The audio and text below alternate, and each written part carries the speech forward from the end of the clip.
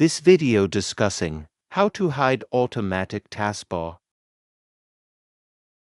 I use Windows 11. How to click right. In this section of the taskbar, select Taskbar setting.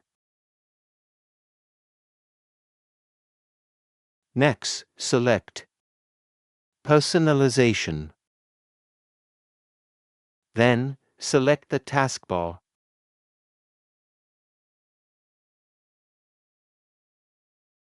Then, choose Taskbar Behavior. Then, on Taskbar Alignment, click Automatically hide the taskbar. Then close.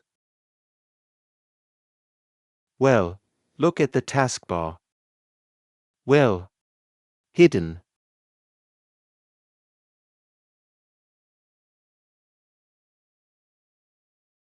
I hope this tutorial is useful.